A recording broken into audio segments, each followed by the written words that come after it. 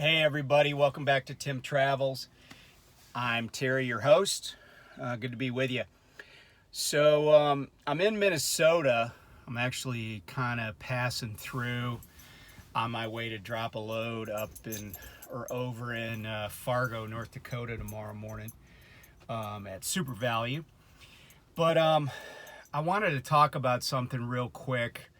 We're not going to do geography or really history. We're going to do current events today. I guess all the drivers at GP Transco got an email the other day about, civil unrest and protests and, stuff like that. Be safe, call the police, blah, if something happens, all kind of like information that we all should know. But I want to just say something because this came up before when there were other protests, like last summer or maybe last time this year. This time last year, sorry. And, drivers were opining on, what their options were and what they could do and, how they were going to deal with it. So let me just give you this perspective, and you can take it for what it's worth. But I practiced law. I didn't do criminal law. I didn't do vehicular law really, but I did get my wife out of a bunch of tickets one time. But I'm just going to share a couple of things. First of all, and this goes back to the Constitution. The right to protest, the right to peacefully demonstrate is enshrined in the Constitution. It's in the First Amendment. And how somebody does that is not really our call. If they do it by blocking a highway, then so be it, But our job is not to break the protest up like the Blues Brothers did with the Nazis. It's to operate our vehicles safely and do what the police say.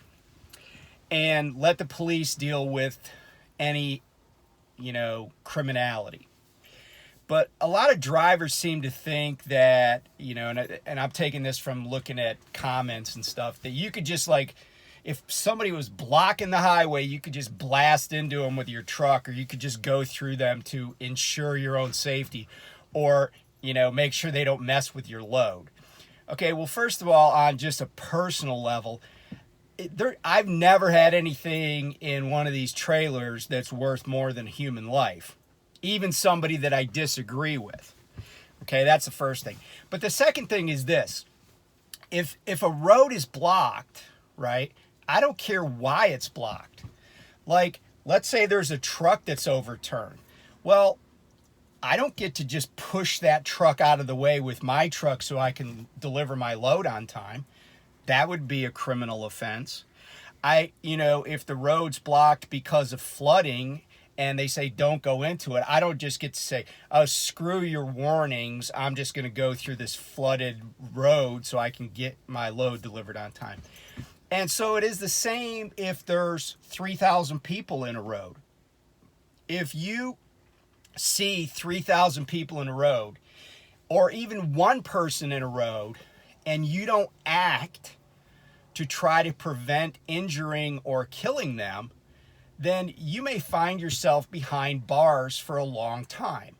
And at a minimum, you're probably going to lose your career if your career is a truck driver. Okay? And you're going to be a pariah, right? Any place that hires you is going to get, called out on social media or whatever. So here's my advice if you come into a protest. First of all, people are protesting something that's important to them, okay? It's the loss of human life and maybe lack of justice because of that, and lack of accountability. Don't make the situation worse by, hurting somebody, because you don't have the right to do that. It's not lawful, okay? I don't care that they're blocking the road, because here's the thing. You don't own the road either. You have no more right to be driving on a road than they do to be blocking the road, okay? Let's just get that clear. So I share that with you as both a cautionary message, but also just to say, if you got a problem with protest, then you got a problem with the Constitution. We don't get to pick and choose, you know? I don't like everything that everybody does, but I respect their right to do what's lawful. And you should too. And if that bothers you, then please subscribe, like, and comment. Okay, so that's out of the way. Let's talk about retirement. You know, I've talked about, you know, how to set up businesses. I've talked about, you know, for truckers. I've talked about insurance. We're going to get into investment vehicles. But I came across a survey, or maybe just a listicle, if you want to call it that, on the worst states for retirement. And there were a number of factors. And they included, you know, taxes, but they also included some really important things for older people, like access to health care. Like, there are a lot of places that you can live in the United States that are dirt cheap, that have low taxes. But guess what? They also have crumbling infrastructure. They have very limited access to health care. Why? Because places that tend to be cheap, have no taxes, that have crumbling infrastructure, are also rife with poverty, like Mississippi, like Alabama. Okay, these are also places that have a lot of property crime. Like, if you got something nice, somebody's probably going to steal it. Why? Because they're poor and they got no, you know, they don't have a job. They're going to try to feed themselves. Okay, and so, you know, and there was, you know, things to do for senior citizens or people that are retired, or even the access to other retirees. Because, like, people want to have friends, right? You move somewhere, maybe you move away from family because you want to get out of cold weather. Although I never think weather is a great idea of why to move somewhere unless the place you're moving out of keeps getting wiped out by hurricanes or whatever. But, you know, those are factors to consider. But what I wanted to do is, for our purposes, give you two things to look at that should be the threshold examination, if you will. The threshold issue that says to you, I'm not going to live in that state. Sorry, there's a train going by. So the first issue, and I'll explain why this is such a huge issue, you know, to me, are states that tax Social Security benefits. So you're 62, 65, 67, whatever age, and you start collecting Social Security. These states will tax it. Okay, will tax your Social Security benefits. Okay, and these are in alphabetical order. Colorado, the Centennial State. Connecticut, the Nutmeg State. Kansas, the Wheat State, I think. Minnesota, where I am right now. Missouri, the Show Me State. They're going to be like, show me some money from your Social Security. Montana, Nebraska, the Cornhusker State. Cornhusker is code for we tax your Social Security benefits. New Mexico, North Dakota, the Peace Garden State. Apparently they need money to maintain the Peace Garden. Rhode Island, the smallest state, but apparently not the smallest state when it comes to taxes. Utah, the Beehive State. They need to maintain beehives. Vermont, the Green Mountain State. The mountain's green because they tax your Social Security. And then West Virginia, Mountain Mama. Actually, West Virginia's in the process of phasing it out. But those states tax Social Security. And why do I hate that so much? because Social Security is something that we all pay into if we're W-2 employees. So I want to think about it for a second. You paid in to a system, okay, with the expectation that you would eventually get a benefit. Now, I understand if they want to tax your gain. In other words, once you've collected all the money you ever paid in, and then they say, okay, now you've collected all that you ever paid in, and that's a very easily knowable thing. The Social Security Administration knows it. Now we want to tax what you're being given in addition to that. But, and if you think, well, you know, Social Security is you know, it's something everybody gets, or it's, you know, it's this huge benefit. Ask yourself this: if you put money in a savings account, right, and you put $100 in a savings account, and then because there was interest that grew on it, you had $120, let's say, and you took out the $120. Would you feel good if they taxed the entire $120? Of course not. 100 of it was your money. You could have avoided that, paying that tax, by just leaving it under your mattress. Same thing with investments, right? Like people pay in to, you know, 401ks, IRAs, etc. Well, they have money that they've paid in. That money was, in most cases, already taxed, right? Or, you know, if you have a Roth or any brokerage account, right? Money that was already taxed. Why would you want to get taxed on the full amount that you pull out? So your principal plus your gain, or plus your interest. That's what these states are doing. They're saying, you might have paid in $100,000 over the years in Social Security tax, but if you get $1 out, we're going to start taxing it. Okay, so those states should be absolute no-goes for any retiree. Like, I can't think of a compelling reason that you would want to be in one of those states if they're taxing Social Security. Because if they're taxing Social Security, guess what? They're going to tax pretty much everything else you make. So that on the opposite end of the spectrum, though, these are states that don't tax retirement income. Now, when I say retirement income, I mean pensions, IRAs, 401ks, any kind of retirement income. So qualified accounts or pensions.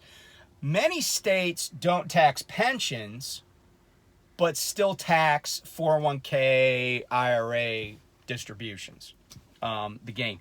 But these states, they don't tax any of that. Now, some of them don't tax it because they just don't have any state income tax. And I'll talk about that in a second. But these are the states that don't tax retirement income at all. No pensions, no 401ks, no IRAs. They don't tax it. Pennsylvania, Tennessee, Texas, Illinois, Mississippi, Florida, Wyoming, Nevada, Washington, Alaska, and Vermont.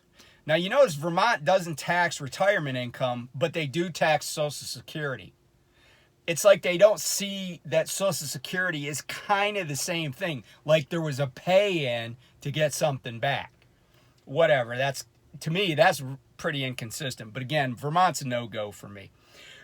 But so here are a couple of things to note on this list of states that don't tax retirement income. And of course, these states, none of these states except for Vermont is on the list that does tax Social Security. But Tennessee, Texas, Florida, Wyoming, and Alaska, I know for a fact, don't have state income tax. So the thing I want you to keep in mind, though, about income tax, now, and keep in mind, right, when I say income tax, I'm not just talking about taxes on stuff that retirees use for income. I'm talking about everybody's income. Nobody's getting taxed on income, right? So you got to ask yourself, how are these states paying for stuff? So states with no income tax, like the 5 I mentioned, oftentimes have quite high property taxes and quite high sales taxes. Tennessee, for example, has sales tax at the state and local level. They even tax food. They tax it at a reduced rate, but they still tax food. I like Tennessee, just generally speaking. But if I lived there, I would make sure I lived up by Fort Campbell or some other military installation so I could shop at the commissary and at the exchange or the BX. But that's not a luxury that a lot of people have. As a military retiree, I got that luxury. Okay? Other states on this list, like Mississippi, Mississippi's like a third world country. And if you're from Mississippi, sorry. But it's just the numbers don't lie, right? The numbers don't lie. Wyoming, it's lots of Wyoming is very beautiful, but there's nobody there. Okay? Let's be candid. If you want to be really alone, go live in Wyoming because it's the state with the lowest population, and it's also huge geographically. Alaska, most people don't want to, if they don't already live there, they probably are not going to go there for retirement. So, keep that in mind, right? If you don't buy so much stuff anymore, like when you're in your working years and your kids need cleats and your kids need, warm-up suits, whatever it is, you know how it goes if you got kids. Maybe a state that has good health care, some income tax, but not a lot of taxes on retirees, right? Maybe that's a state that works for you. Again, maybe you gotta look at property tax. Maybe you gotta look at sales tax. But every state's gotta pay for stuff somehow.